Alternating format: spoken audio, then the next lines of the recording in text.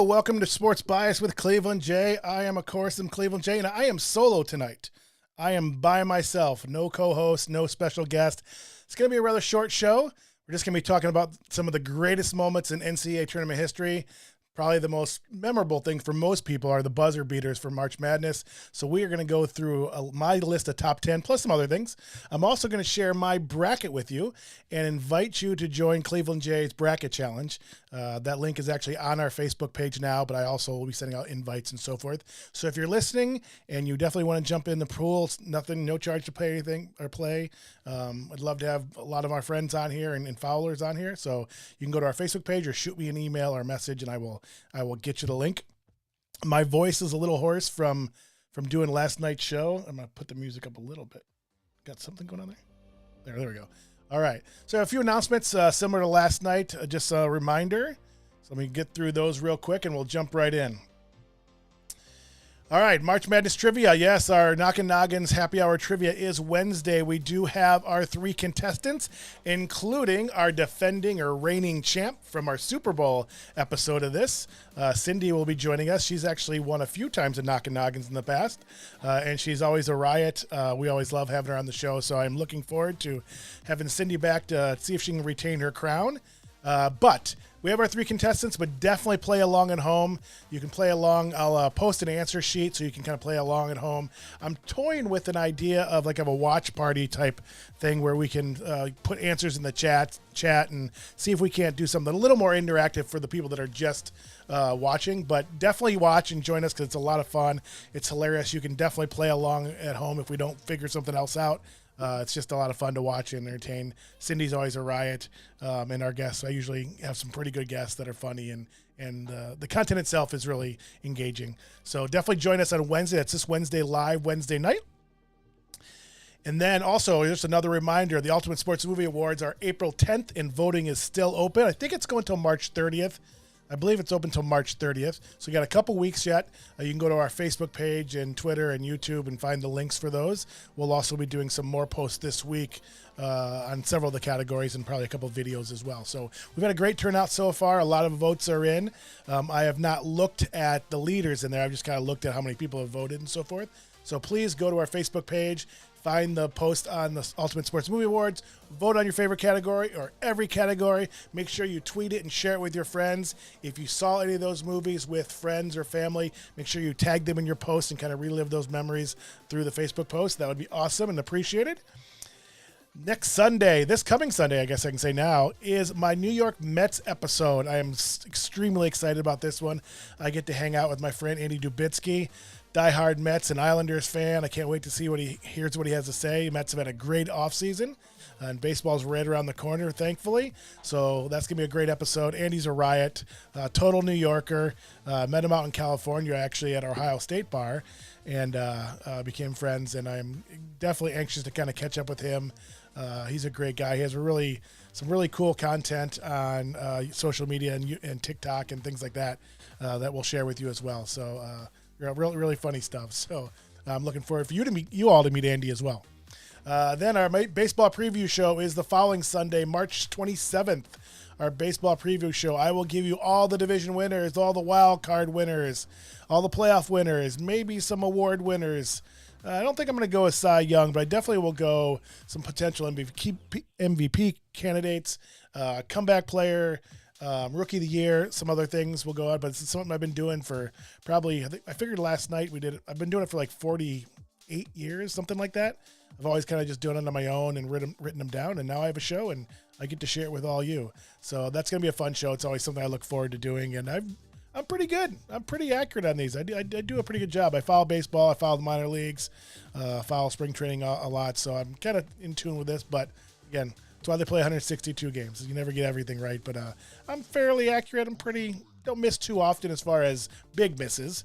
I don't know if I've ever actually predicted a World Series champ. I'm a pretty good champ. I haven't predicted both teams in the World Series. I think last year I had the Padres and the White Sox. That didn't turn out well.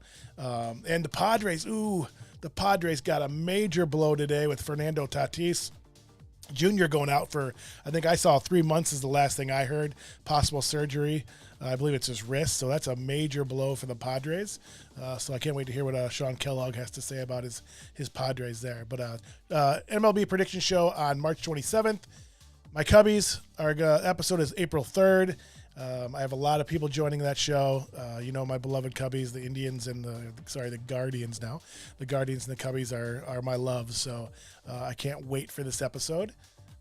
And then we got our White Sox with my friend Bobby Mack. If you are a Chicago person, you're in Chicago or the surrounding areas, this is Bob Mack's month. He has a band called the Chancey Brothers. You can look them up on Facebook. They're playing all over this week and probably a little bit next week. They play regularly, but obviously during St. Patty's Day and all the festivities, they are a hot commodity. They're awesome to see live. I wish I could be there and see them.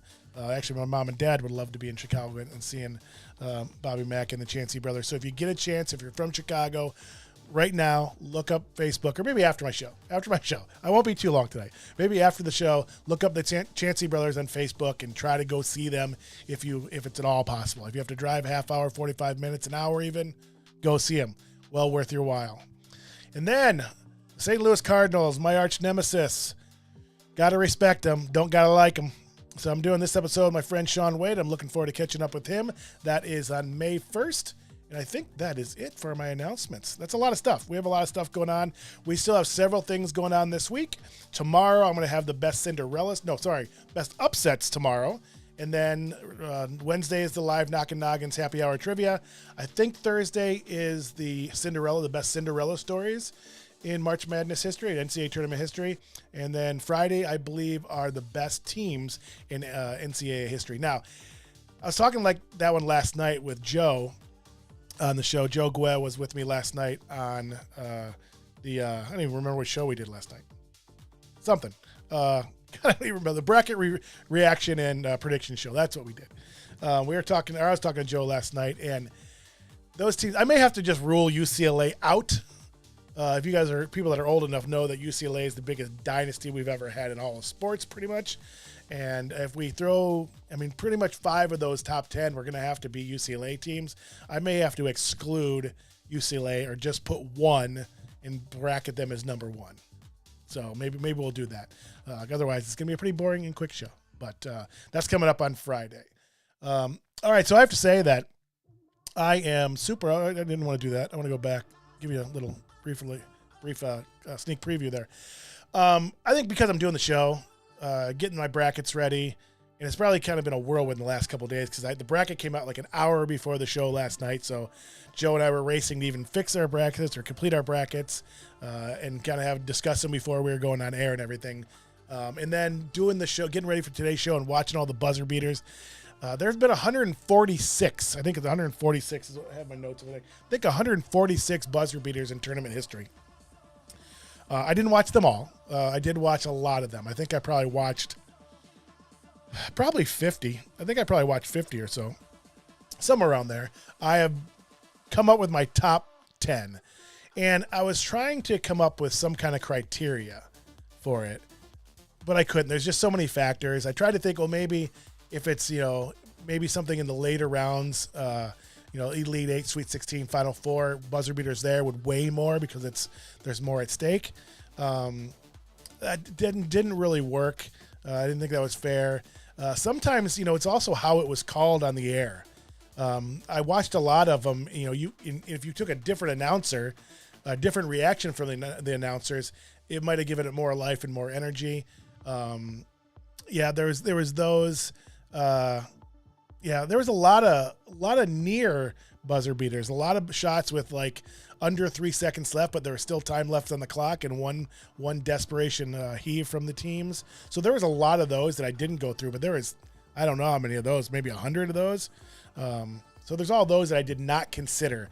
I also did not consider non-game winning shots. So there's been a lot of buzzer beaters to tie it to go to overtime. Most recently, I think with Virginia a couple years ago, that incredible shot that went in and forced overtime. Then they went on and won the championship. So I didn't include anything that wasn't a game winner. So I kind of excluded those.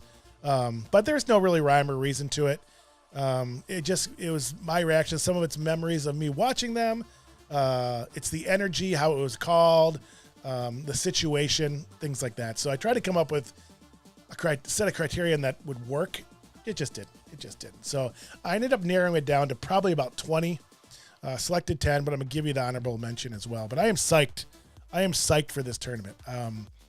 More so than I have been in a while. Last night I had mentioned that I've always taken the Thursday and Friday of the tournament off. No matter what job I have, even when I was teaching, I took the Thursday and Friday off, parked myself in a bar or in front of the TV, did some work throughout the day or read or whatever doing, reading and writing, stuff like that, but also watching, keeping my eye on all the games. It's the greatest event in the world. That's all there is to it. It's the greatest event in the world. And I hope you enjoy it. I hope you enjoy Knockin' Noggins on Wednesday. Definitely check that out. It's going to be a lot of fun. Even though you're not a contestant, there'll be other opportunities coming up with Knockin' Noggins for you to be a contestant. But definitely watch. It's going to be a riot. It's a lot of fun. It's always memorable. Always crazy things happen that always stick with me pretty much forever. So definitely check that out and stick with me all week. And if you're a baseball fan, we have several awesome baseball shows coming up. So including my Cubbies. I'm all decked out in Cleveland stuff today, aren't I? Yeah, Cleveland stuff today. All right, let's get into this. So these are the ones these are the honorable mention. These are all the ones I went through and did not make the top 10. There were a couple of them that were really close for me that just didn't make it. There's a couple of older ones that I remember. I remember Danny Ainge beating Notre Dame. I'm not either fan of either one, but I remember watching that game in 1981. I lived near South Bend at the time, outside Chicago in LaPorte, Indiana, and so a lot of Notre Dame fans in the area. And I remember Kelly Tripucka hitting the shot right before that I think there was 8 seconds left, and Danny Ainge went the length of the court, and they pretty much gave him a layup, and they beat Notre Dame, who was really, really good at the time. So I remember that one. The Tate George shot for UConn is really memorable for me. That was a hard one not to put in the top 10. Let me think, see what else is on here. Yeah, the Wisconsin over Xavier. I was rooting for Xavier, even though I usually root for the Big Ten, but because of my Ohio connections, I was rooting for Xavier on that one. That was a big one. Michigan State, that was a good one too in 2010 in the second round. Corey Lucius, that was an awesome one. That almost made the top 10. Just because I loved the energy of it all. It was great. Rip Hamilton's for UConn. He's kind of fallen down. They had a couple different chances, if I remember.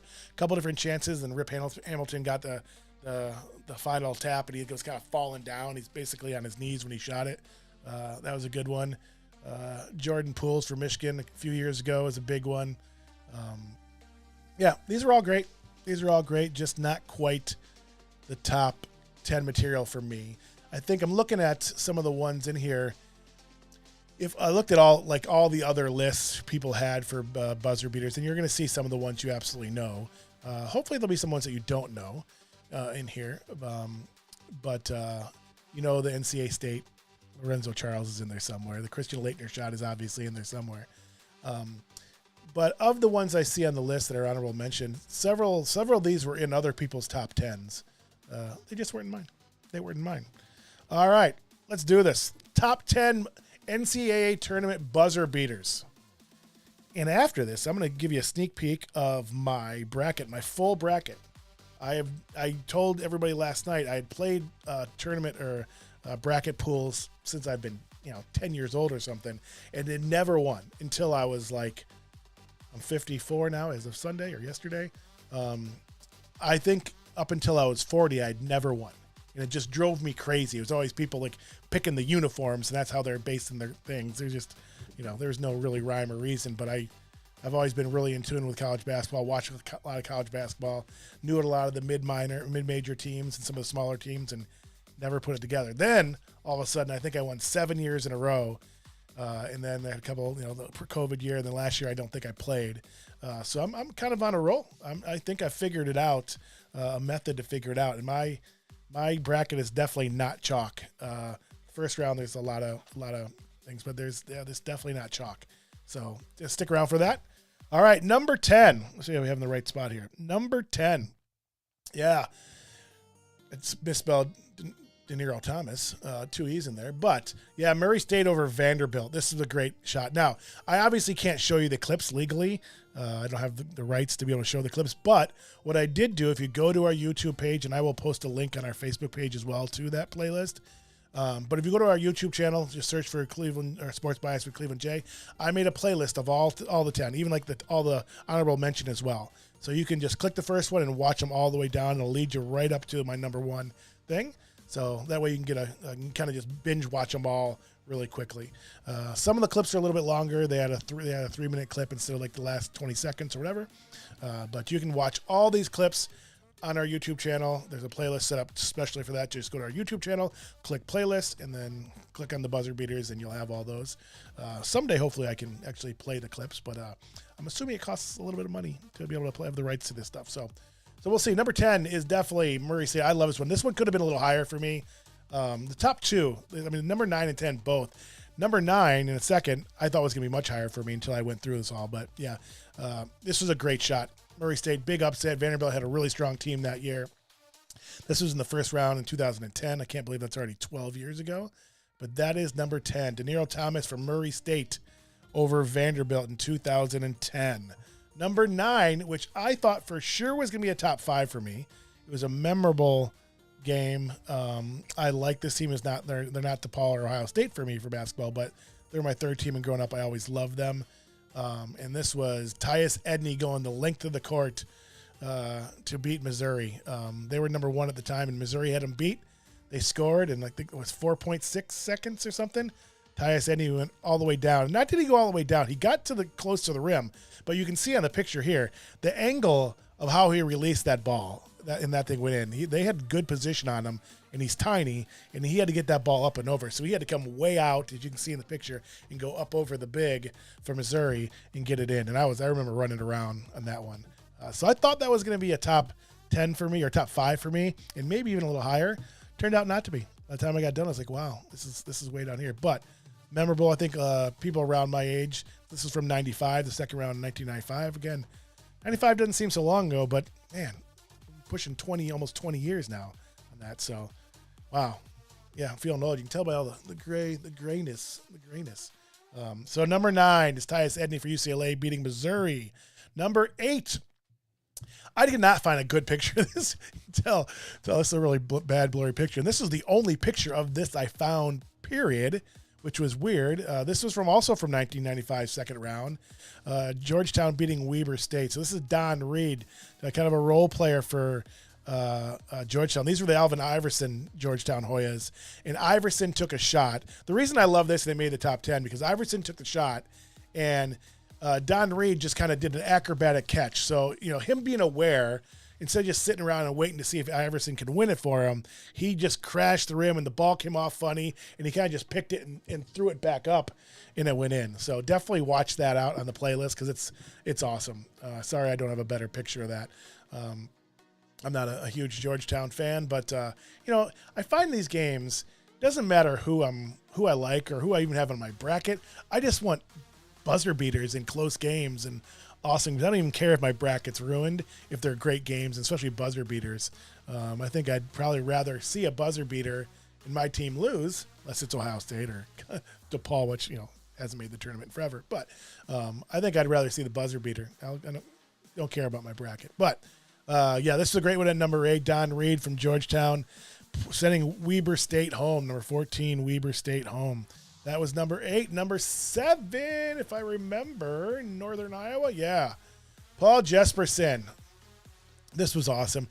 Texas and UCLA have been in a lot of games with buzzer beaters on both sides. Texas particularly. Northern Iowa, obviously a big underdog here. First round, 6-11 game. This was a half-court heave by Paul I can't even say it now, Jesperson. It's awesome when you see small schools like this. Great. Northern Iowa's had a good basketball program for a long time, but they're not the majors obviously. And anytime you see small teams like this win was awesome. Yeah, half court shot just a little bit before half court and made it. It was just awesome. That's number 7. Number 6. Oh, hello. Let me close number 6. There's 7. Number 6. This was a great one. U.S. Reed. I don't know if anybody out there is old enough to remember this one. I was only 13 or whatever at the time. U.S. Reed. That Louisville team was stacked. That was the Darryl Griffith, one of the Darryl Griffith teams I remember. Dr. Duncanstein. Arkansas. U.S. Reed just threw the ball up there, running out of times, and just threw the ball up. Around half court, somewhere around there, and it was just awesome. He kind of just threw it. You have to see it because he kind of just threw it from his hips and just kind of threw it and flung it up, and it went in and sent Louisville home. And I know this was a 4-5 game. Arkansas had a really good year, but Louisville was a powerhouse at the time. Those Denny Crum teams were solid. So this was a second round win in 1981. Man, that's a long time ago. Doesn't seem that long ago, but man, it's a long time ago now. That's what? Can't even say 40 years? Wow. That's crazy. It's crazy. All right. Number 5 is one you all know. Probably the most famous one of all time. Lorenzo Charles in 1983 for NC State. This is a huge upset. That Houston team was unbelievably awesome.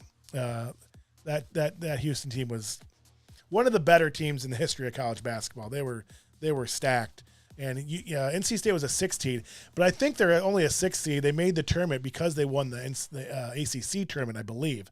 I don't think they would have got in otherwise. I could be mistaken on that, but if I remember correctly, the ACC was so strong that's why they're that high of a seed. But I don't believe they would have got in if they didn't win the conference tournament. And this is the one you all see, Jim Valvano running around, going crazy. Created his legend, and then we all know what happened after that in the V Foundation and all the good works they've done and so forth. In the speech at the ESPYs, I'll still cry watching it every time. It's awesome. But I remember being in my room watching this. So I was 15 at the time, something like that, 15, 16, and I remember watching this in my room and seeing the shot go up, thinking it was, over or going to overtime. I don't remember if it was tied. I don't remember if it was tied or they were down. But I think Sidney Lowe Witherspoon took the shot, and it was short, and Lorenzo Charles just happened to be there and shot it. And there's been stories that it was a pass.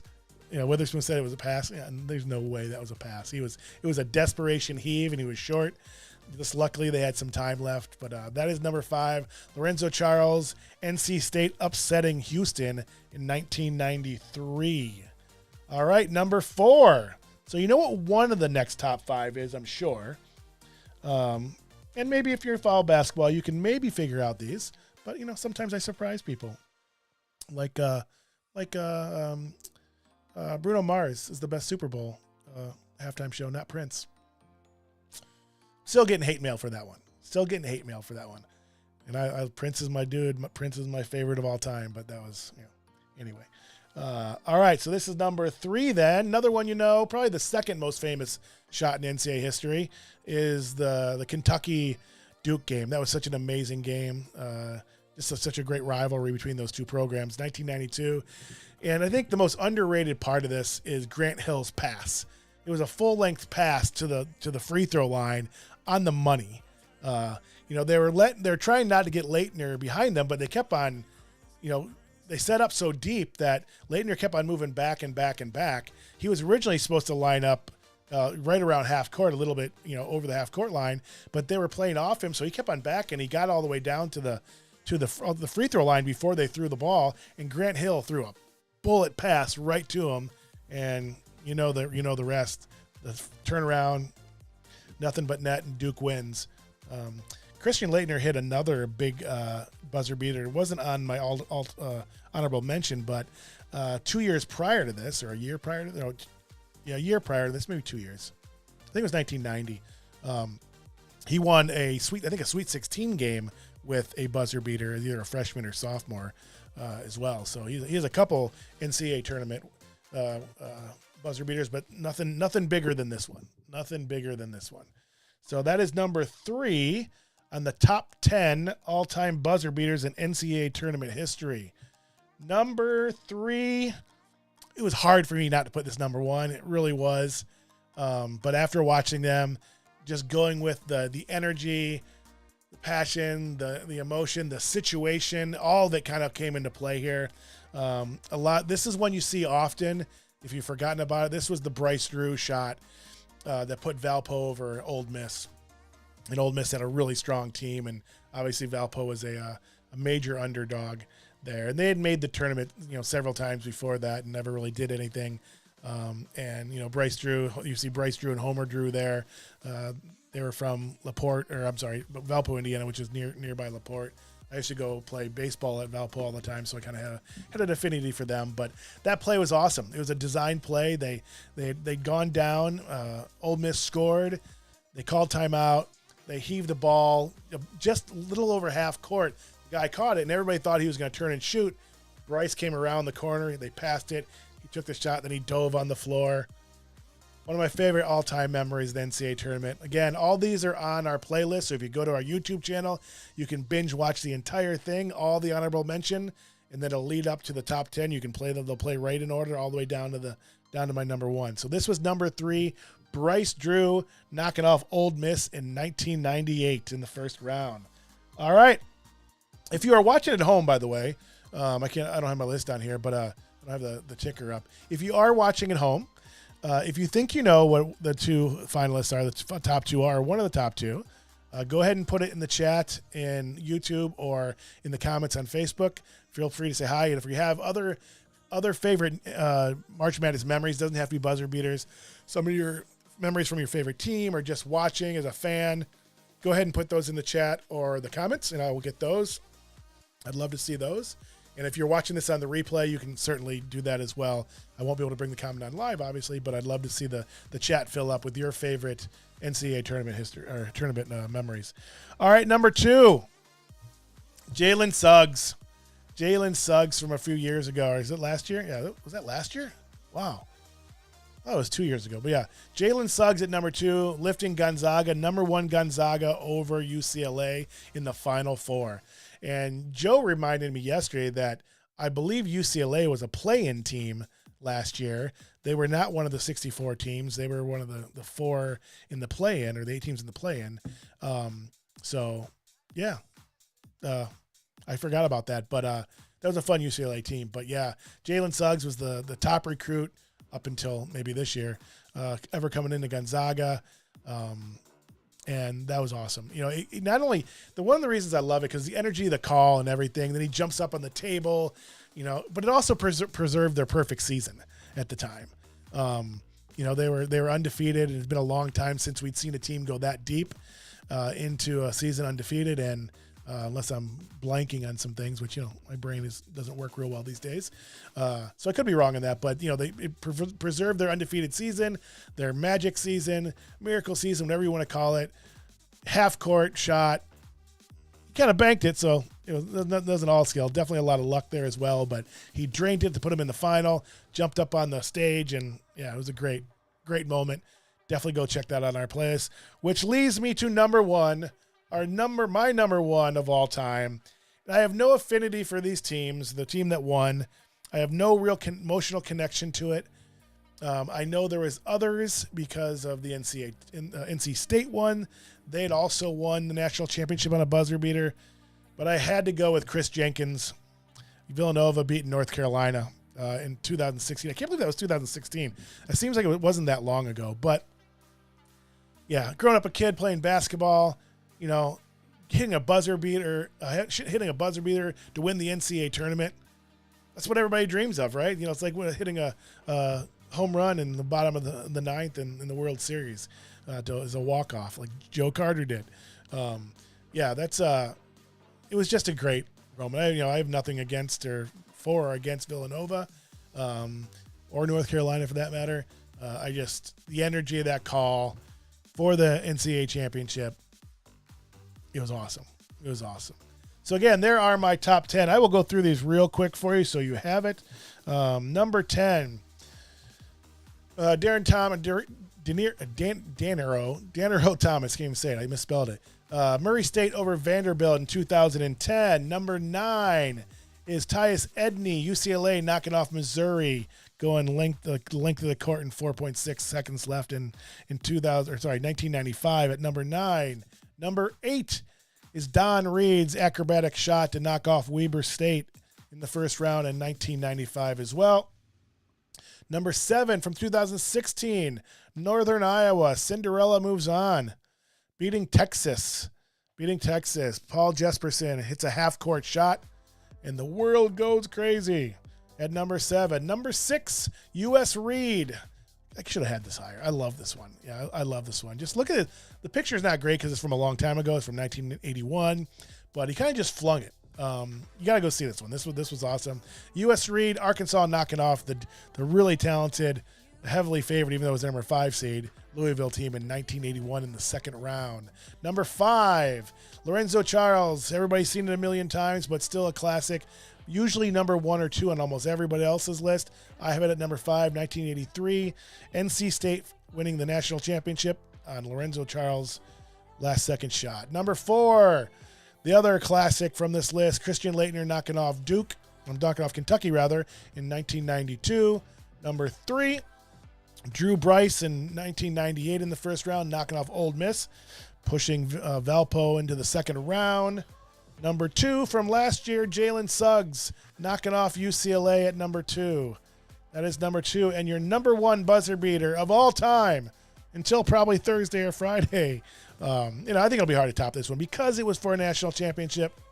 I tried to come up with a system, but maybe that weighed into like pushing over the top on number 1. It probably did in my mind, but it was the energy, it was the call, it was the reaction, it was the noise, it was so many things. There were certainly longer shots, more acrobatic shots, but this was, he drained it for the national championship. That was, the NC State one was more luck because Lorenzo Charles was in the right place at the right time. This is just Chris Jenkins stepping up and draining the shot for the national championship. So that was awesome. That is your top 10 all-time NCAA tournament buzzer beaters. So I hope you enjoyed that. Again, all those are on our YouTube channel on a playlist. I wish I could play them for you here, but I can't. So just go to our YouTube channel. If you're not subscribed, please subscribe to our channel. It helps us out. And also go to our playlist, and you'll see, I think the first one is probably the NCAA tournament buzzer beaters. Click the first one and just auto-play the thing all the way through. And it'll lead you to Chris Jenkins, number 1. I will say there are a couple on there that show game highlights. So there might be, so I know there's one that's 3 minute long. I think there's one that even shows some first half highlights and then that. So that one's a little bit longer, but most of them are just the final seconds of the game. So go check those out on our Facebook page. All right. So I don't know if I said this earlier or not, because I just created it like literally a minute before we went on the air tonight, and we are doing a bracket challenge, Cleveland Jay's bracket challenge or bracket pool, however you want to say it. We are doing a bracket pool on CBS Sports. So I will provide a link on our Facebook page. I'll also send out the invites after this. I didn't have time to before because, again, I did it just before we got on the air here. And so friends, family, followers, send it to your friends. The more the merrier. Just so, it's always fun to play with other people, see how you do. Be texting back and forth, maybe watching the games together, maybe even watching them online together. I know Facebook Messenger has you can watch together, that watch together feature and things like that. So I'm trying to do something like that. I'm still trying to figure out if it's possible. I know Facebook used to have the watch parties, but they took the watch parties off. They no longer make those available, at least not easily available. That was more of a COVID thing for people. So I'm trying to figure out a way that maybe we can sponsor a watch party of some sort where we can watch together, a group of people can watch together. But I'd love for you to join our bracket challenge. There's no, at least I haven't thought about an award now. Maybe I'll come up with some kind of prize. It's just bragging rights, which is the most important thing for this. No money or anything like that. I didn't have time to think it and plan it out in advance, so I didn't want to do that. But yeah, send it to all your friends. I know you're probably in an office one with your buddies. But join ours, our first annual. We'll be doing this every year, hopefully. So that link will be on our Facebook page, and you can look for that. And you'll also probably get an invite from me as well if you're a friend of ours or a follower on Facebook. So look for that. So now, if you're a betting person, and maybe you don't know much about basketball, or this is just a fun thing, or just kind of a casual fan, I have the bracket for you. I have the winning bracket. It's not a perfect bracket, obviously. It's almost impossible. Has there ever been a winning? I know that one guy last year went deep to like the Sweet 16 or something, but I don't think there's ever been a perfect bracket. I know that Rupert Murdoch was offering $1 billion or something, or $1 million. I thought it was $1 billion, but who knows? For anybody that had a perfect bracket, it's impossible. It's just this tournament is crazy. But again, I'm on a roll. I didn't play last year. The COVID year doesn't count because we didn't have a tournament. So I won the last whatever pool I'm in, or at least one of the pools I'm in. I usually only do one. I've won the last 7 years I've played. I'm just saying. Now you're going to see this if you are a sports fan. You're going to freak out a little bit because there's some crazy stuff in here. But it's March Madness. You got to plan for that. If you go chalk, you're not going to win. It just doesn't happen. If you go chalk and just advance everybody the higher seed, it doesn't happen. So here is my. Oh, I got to switch scenes here. I got to go forward. I hope so. I go forward.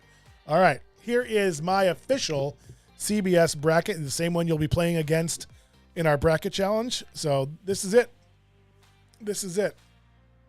And I know it's a little small for me, so I can't really see it. I have my printed copy here, but I think, I have Arizona winning it all. I did not think about this prior to the show yesterday. I just filled out the bracket, just knowing what I know about the teams and the regions and looking at the regional matchups and things like that, taking into consideration all the teams I saw play. Senior leadership, or leadership of the team. I should say seniors because not a whole lot of seniors anymore that play. But I did not expect to have Arizona going into this. I thought maybe I'd get Gonzaga there. But again, I don't think anything's a sure bet. I think it's going to be a surprise for a lot of people that I have Iowa and Purdue in the Final Four. So I have two Big Ten teams in the Final Four, which means I have Iowa beating Auburn. So Iowa's coming through and beating Richmond, which is, again, a good team, but they got in at the last second by winning the tournament. Providence is a really good team, and they're playing really well right now, and they're a really physical team. They're very much like a Big Ten team. So I had a really tough time picking Iowa over Providence, but I did, and then I have them knocking off Kansas. So go Hawkeyes to my Hawkeye friends out there. I have a lot of friends that are Hawkeye fans, so go Big Ten, go Hawkeyes. I have Wisconsin winning a couple games in that same bracket. And then I have Purdue. I have Murray State winning a couple games. I have Murray State beating San Francisco, who is a really strong team. I have Murray State knocking off Kentucky. That's right. I said it. Don't laugh. That's another shocker. I have Virginia Tech beating Texas. I have St. Mary's winning a couple games, reliving those Steve Nash days. Well, that was Santa Clara, wasn't it? That was Santa Clara, not St. Mary's. So St. Mary's a couple games winning. Davidson, I have Davidson knocking off Duke. First of all, sorry all my Michigan State fans. I'm living in northern Michigan, so Joe last night's a Michigan State fan. I have a ton of Michigan State fan friends. They're gonna give me a lot of flack. Hey, look at I didn't pick Ohio State, so I'm not being a homer or anything. I feel Davidson's gonna do it. So I'm not sold on Michigan State or any of those other mid-pack Big Ten teams. Michigan State. But, Tom Izzo teams are always tournament ready, so it was hard for me to pick Davidson, but I did go Davidson. Then I have Davidson knocking off Duke. That's right. Coach K's run ends. Joe had Duke winning it all last night, riding the Coach K train, and it would be a great story. I have nothing against Duke. I know there's a lot of Duke haters out there. I like him. I like Coach K. He's a Chicago guy. And seeing him go out as a champion, that'd be kind of cool. I wouldn't mind that. But I have Davidson win. My little boy today saw me working on this, and Davison came up, and one of them asked where Davison was, and it's in North Carolina. If you don't know, it's in North Carolina. That's the alma mater of Steph Curry. That's when they made their run. I don't remember how far they got, if they got Sweet 16 or Elite 8 with Steph Curry. I don't think they got to the Final Four, but I could be wrong. That's Steph Curry's alma mater. His dad was playing for the Charlotte Hornets for a long time, so that's where he grew up in North Carolina. And so Cubby asked me, or Juju, one of the two asked me how many students they had, and we're all guessing how many students Davison has. And if you're listening, I'd love to hear what you think in the chat. What's the enrollment for undergrad enrollment for Davison? I guessed originally 9,500. Somebody said 12,000. The answer is 1,953. So a tiny school. Tiny school, Davison. Only 1,953 students enrolled in the school. But I haven't gone to the Sweet 16. It'll be exciting for those 2,000 students and their families. So Davidson winning a couple. I finally have Davidson losing to Gonzaga. Purdue beating Baylor. I had forgotten Baylor's reigning national champs. I had totally forgotten they won last year. But yeah, I have Baylor. Baylor beating St. Mary's and Purdue knocking off Baylor. So my final four is Gonzaga versus Purdue, Arizona versus Iowa, and then Arizona for the national championship. So if you just follow my bracket, you will be set and you'll win your bracket. And if you're winning money and you use my bracket, make sure you at least give me a shout out. I'm not expecting any tips or anything. I'm not going to say I'm not going to take them, but make sure you give me a shout out if you use this bracket. I've done well. 7 years in a row that I've played, I've won. So not to brag. Hey, it was a lot of years of frustration and just being really pissed off that I didn't do well. And I didn't even come close in any of those years. And all of a sudden, boom, it was great. Won a lot of money doing it too. Usually it was paid pools, both. So that was fun. So there you have it. Let me see if I have another screen at the end. I don't even know. I do. So there you have it. You see our top 10 buzzer beaters plus a whole bunch of honorable mention. Again, those are all on our YouTube channel on a playlist. Go check them out. Make sure you comment on them, share them with your friends and family. If you have memories of those games or watching them or other games, we'd love to hear it on our Facebook page. We have all kinds of March Madness posts. We have several coming. Again, tomorrow is upsets, the top 10 upsets of all time. I already have that list done, although I'll probably tweak it tomorrow when I go through it. Wednesday is our live Knockin' Noggins trivia show. It's going to be a ton of fun. We have our 3 contestants. I could be convinced to put a 4th one in there if you really, really wanted to play. I'd have to change all the screens around and all the graphics, but I'd do it for you if you really want to play. So let me know about that. Yeah, you definitely watch. If you have never been to a Knockin' Noggins show, they're fun. They're entertaining just to watch. There's a lot of banter back and forth. It is a happy hour, so there'll be drinking involved, which usually lends to some craziness. I create the questions to sometimes instigate the craziness as well. And we have Cindy returning as our reigning champ. She's won Knockin' Noggins a couple times, and her appearances on Knockin' Noggins have been memorable. I'll just say that. And so we're excited to have her come back on and defend her title on Wednesday. So definitely check that out. Play along at home. I'll post an answer sheet on Facebook that you can download or shoot me a message or email. I'll email it to you. So that's on Wednesday.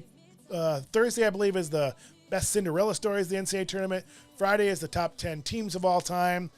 Probably can only have one UCLA team on there. I'll figure out how I'm going to do that. I haven't even thought about that one yet. And then this Sunday is going to be my Mets episode, my New York Mets episode with Andy Dubitsky. I can't wait for you guys to meet Andy Dubitsky. I'm trying to get my buddy Kevin Trigg on as well. There was the 3 of us out in California hanging out together. I think Kevin said he's going to be in Mexico City, so I said, do it from your hotel room. I don't care where you're at. So hopefully I can get Kevin. I think Mexico City's Central Time Zone, if I'm not mistaken. So it's only an hour behind. I'll have to look that up. So I'm trying to get Kevin on because the 3 of us together, you definitely want to.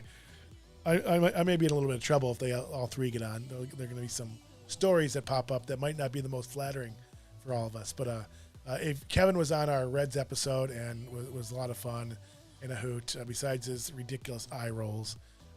But Kevin tends to push my buttons a little bit, knowingly. He just does it on purpose because he knows I'm going to get worked up. Like Pete Rose is seriously the best baseball player of all time. Anyway, so hopefully we can get Kevin Trigg on, but definitely check out the Mets episode. If you're just a baseball fan or just a casual sports fan, it's going to be a really fun episode. I can't wait for you guys to meet Andy. He's doing some great things on social media. Really funny guy, great guy, total New Yorker. So you will see him. And then the following week is going to be my baseball prediction show. And there's all kinds of other stuff coming up.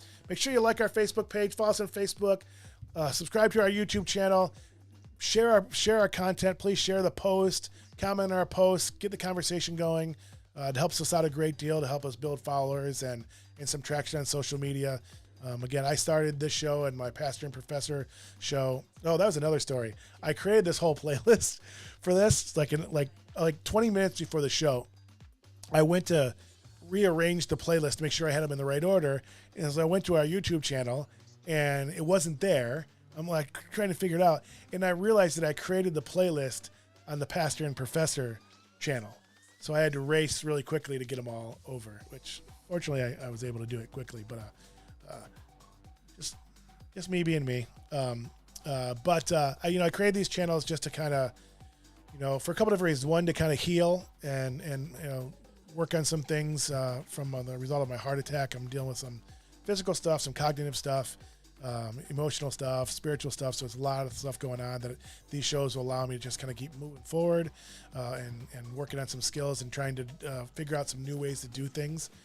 So that's kind of what the purpose is, not necessarily getting a whole bunch of followers and things like that, but it would be nice to know that our efforts aren't going in vain. So definitely comment, like, share, get involved. The other reason I wanted to reconnect with people from my past that were important to me. And so the guests you see on the show are all people that I've reached out to that I wanted to make sure they are still in my life and so forth. So it's kind of a cool story, and all these shows are reconnecting with people from my past and people I love and hold dear and are important to me. So and I have a lot of stories and memories with these people, so it's a lot of fun. It's a lot of fun to see it too. So anyways, I'm gambling. I will see you tomorrow. I am out. Hopefully this all works the way I wanted it to. I will maybe change to our theme song. Maybe I'll go back and do that. I'll do that. All right. I'm out. I will see you tomorrow for the top 10 upsets in NCAA tournament history. I'm out.